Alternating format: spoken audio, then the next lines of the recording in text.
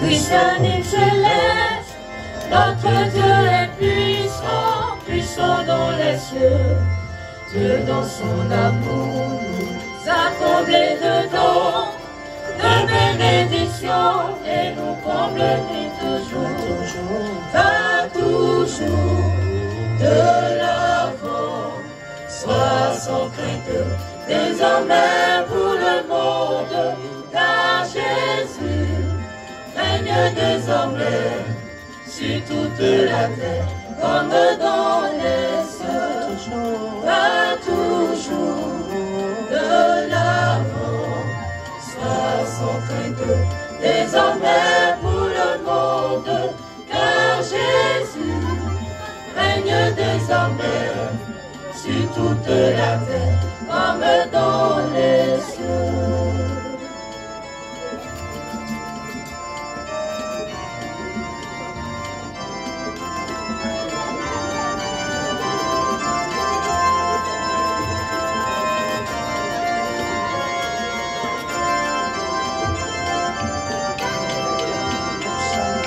Nous sommes les enfants du christianisme céleste.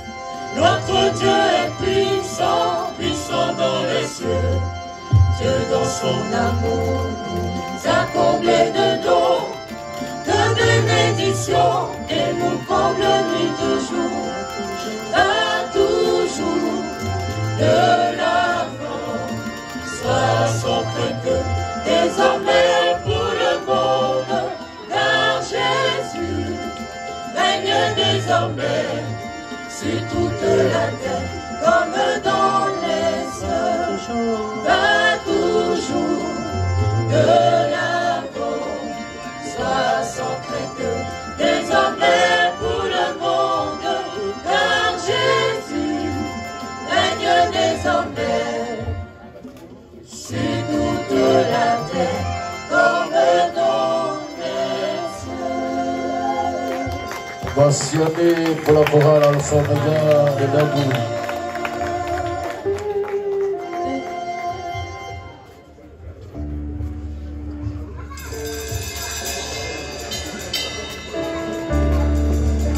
Jésus, oh,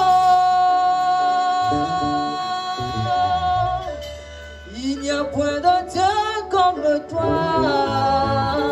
Et Jésus, oh,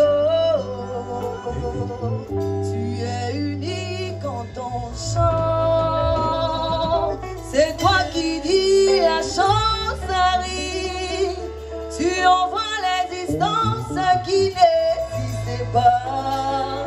Moi je veux témoigner de ta fidélité. Tout le monde témoigne que tu es bon. Oh, hey. Tu es bon.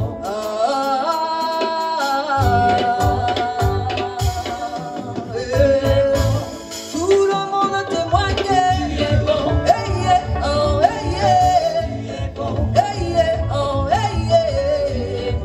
Oh, c'est. Tout le monde témoigne que tu es bon. Hey, yeah. Oh, hey, yeah. Hey, yeah. Oh, hey, yeah. Oh, c'est. Jésus, oh, il n'y a point de Dieu comme toi. Et Jésus, oh, tu es unique en ton chant. C'est toi qui dis la chose arrive. Tu envoies les licences qui n'existaient pas. Moi je veux témoigner de ta fidélité. Oh, tout le monde témoigne. Hey, yeah, oh, hey, yeah. Hey, yeah, oh, hey, yeah. Oh, c'est. Tout le monde témoigne. Hey, yeah, oh, hey, yeah. Hey, yeah, oh, hey, yeah. Oh, c'est.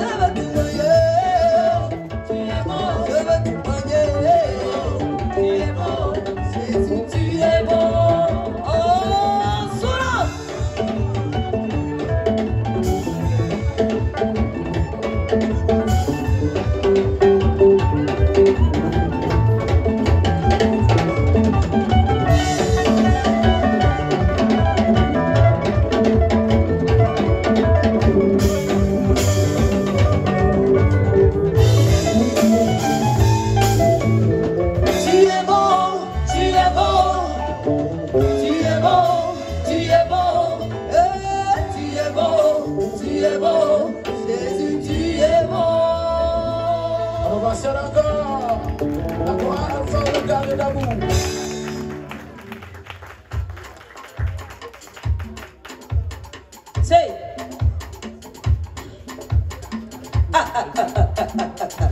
Est-ce que vous êtes là ce soir même? Est-ce que Dieu vous a restauré? Si Dieu t'a restauré, il te voit lever pour chanter. C'est bon? Hey! On y va!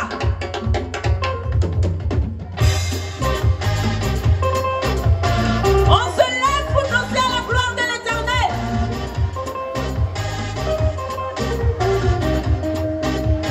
Un, deux, on y va! Il m'a restauré, il m'a donné la victoire. Je suis reconnaissant ce qu'il promet, il accomplit. Aïe, aïe, aïe, aïe, aïe, aïe. Si t'as restauré, faut te lever, tu as dansé. On y va! Il m'a restauré, il m'a donné la victoire. Je suis reconnaissant ce qu'il promet, il accomplit. Ils ne fonctionnent pas comme l'homme. Donc levez-vous, vous allez danser. On y va! Il m'a restauré, il m'a donné la victoire. Je suis reconnaissant ce qu'il promet, il accomplit. Nous servons un Dieu qui ne fonctionne pas à la manière des hommes. Non, non, il n'est pas un homme pour mentir. Nous servons un Dieu qui ne fonctionne pas à la manière humaine. Non, non, non. Non, non, il n'est pas un homme pour mentir. Nous servons un Dieu qui ne fonctionne pas à la manière des hommes. Non, non, il n'est pas un homme pour mentir. Nous servons un Dieu puissant. Non, non, il n'est pas un homme pour mentir. Chaud! Je vais vous voir danser la gloire de l'Éternel, car il fait pour nous toujours des merveilles. Et là, c'est... Il m'a restauré. Il m'a restauré, il m'a donné la victoire. C'est... Reconnaissant ce qu'il promet, il accomplit. Ce qu'il promet, il accomplit toujours, papa. On y va! Il m'a restauré, il m'a donné la victoire. Restauré. Reconnaissant ce qu'il promet, il accomplit. Et là, nous servons un Dieu qui ne fonctionne pas à la manière humaine. Non, non, il n'est pas un homme pour mentir. Nous servons un Dieu puissant. Non, non, il n'est pas un homme pour mentir. Nous servons un Dieu qui ne fonctionne pas à la manière des hommes. Non, non, non. Non, non, il n'est pas un homme pour mentir. Nous servons un Dieu puissant. Non, non, il n'est pas un homme pour mentir. C'est Dieu qui est fort. C'est Dieu qui est dans ma vie. C'est Dieu qui est fort, c'est Dieu qui est Dans ton foyer. fort, c'est Dieu qui est Dans ton mariage. fort, c'est Dieu qui est Dans tes affaires. fort, c'est Dieu qui est C'est Dieu qui est fort. C'est Dieu qui est fort. C'est Dieu qui est fort. C'est Dieu qui est avec mes enfants, dans mon foyer, dans mes affaires, dans mon foyer. C'est Dieu qui est fort. C'est Dieu qui est fort. Ah! C'est! Et somebody scream tonight!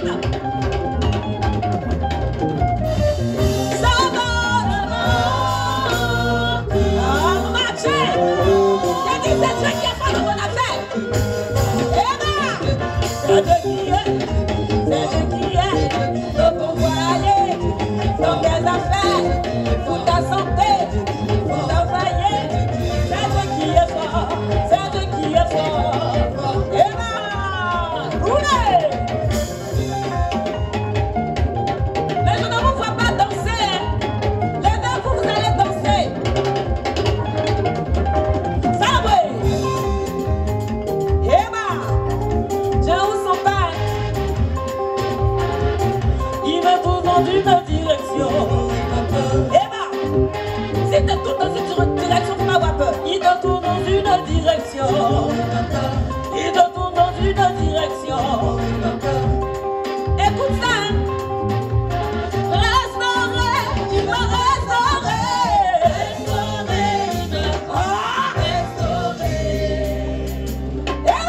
Ciao.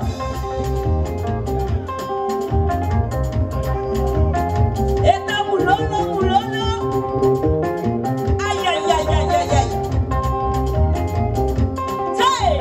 C'est justifié, il m'a justifié.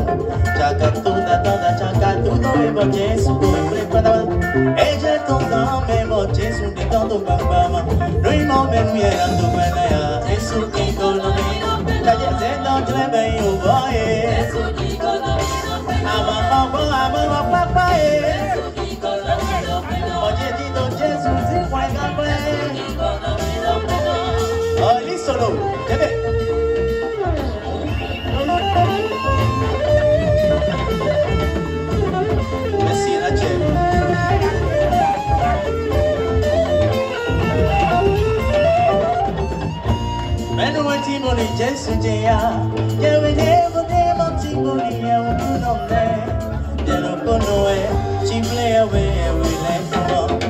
Pour toi, ça dit tombe sous son avant senti pour la tombe. Pour bosser le coup, dans les veilles à l'étoile.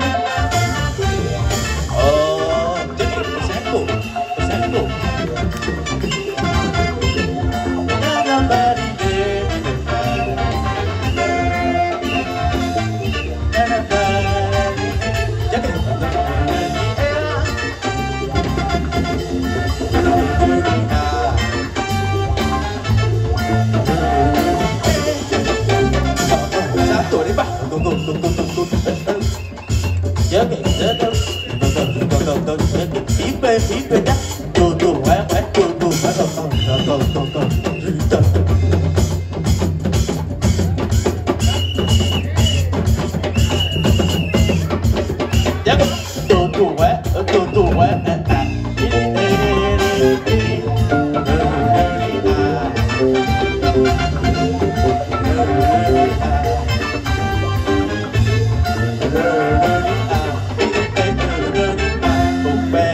Merci.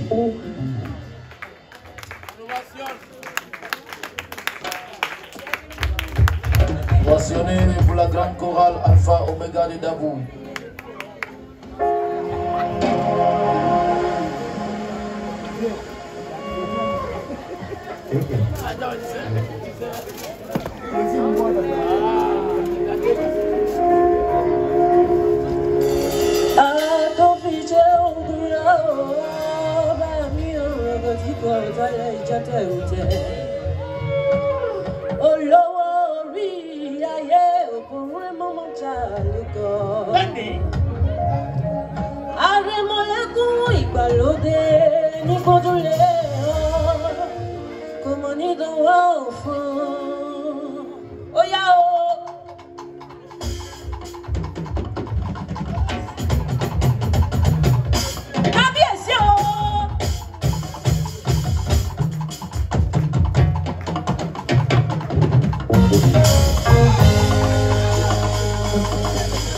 Jesus tó fún mi lò, Jésù dá mi láre, ó ti ṣẹ́gun mi, òkìkí kí mo bẹ̀rù mi máa fòyà, ó ẹlẹ́yìn mi, ó dúró gbẹ̀ngbẹ̀, ó dúró gbẹ̀ngbẹ̀, ó ní mi fẹ̀yìntì, ó ní mi fẹ̀yìntì, ìlú èṣùgbó, òkìkí kí mo bẹ̀rù mi máa fòyà.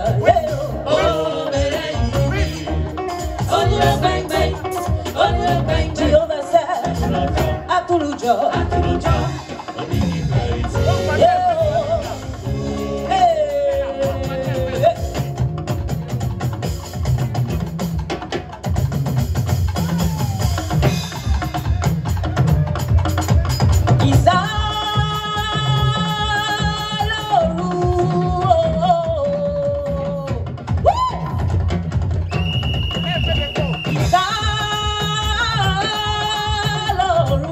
Ọba táyé rán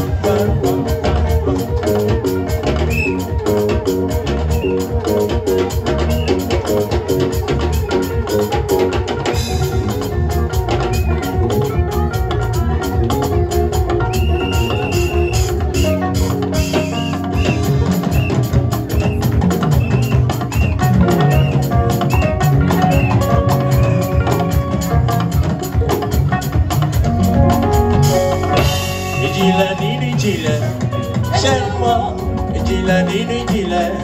Ẹ ṣeun o. Ìjìnlẹ̀ nínú ìjìnlẹ̀. Ẹ ṣeun o. Ìjìnlẹ̀ nínú ìjìnlẹ̀. Ẹ ṣeun o. Ìjìnlẹ̀ nínú ìjìnlẹ̀. Ẹ ṣeun o. Ìjìnlẹ̀ nínú ìjìnlẹ̀. Ẹ ṣeun o. Ọ̀nà mi sọ̀rọ̀. Ẹ ṣeun o. Òní mi sọ̀rọ̀. Ẹ ṣeun o.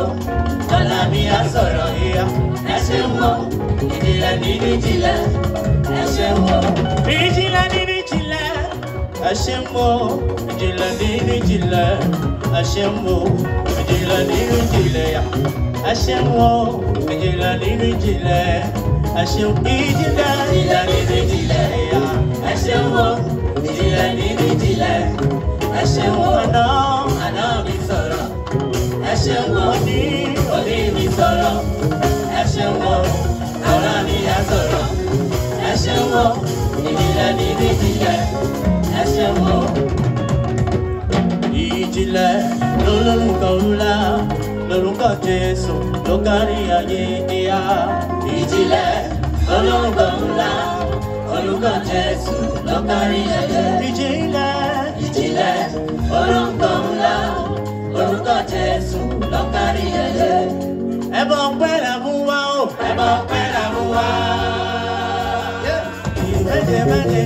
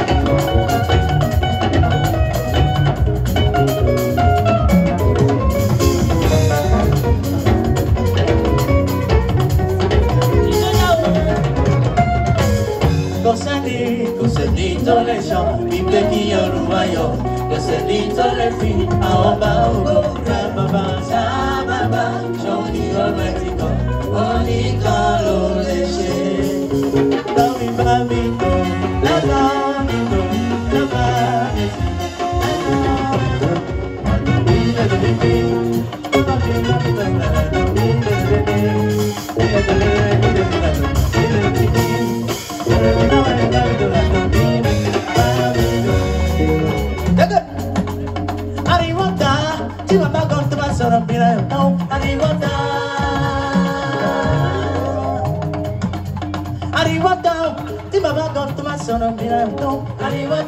So tu mari mi anche, ayer tu mari mi anche, e bene tu mari mi anche, pokoknya emosi, onyawo, apa no, asyik Yesus, Olúwa, Kristi, Abalogun, ayo, Yesus,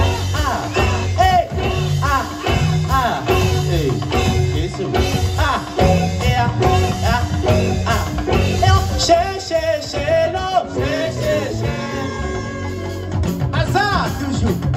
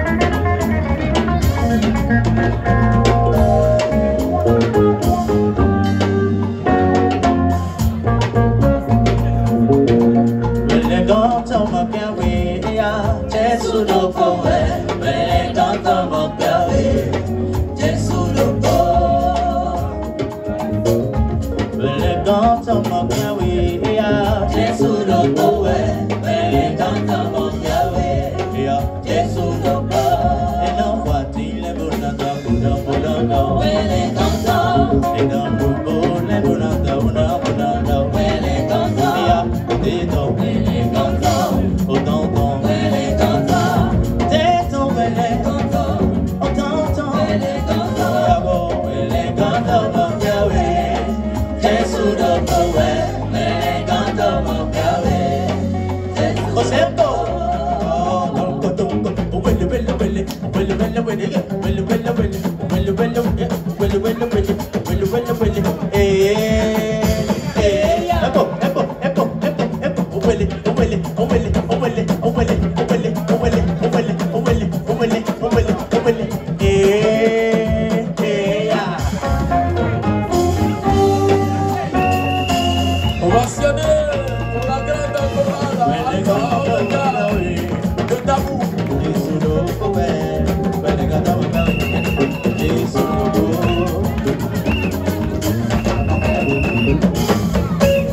Wele gata mangawele, Jesudoko weye. Wele gata mangawele, Jesudoko. And I want people to go, wele gata.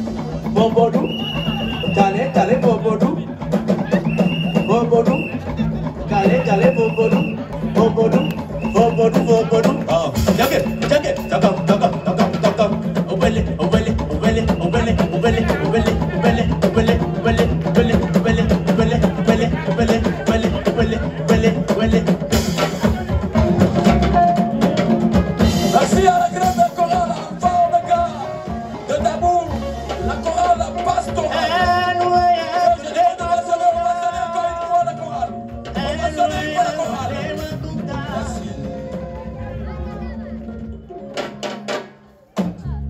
Merci. Merci, on va saluer pour la chorale. Vraiment, on a senti quelque chose.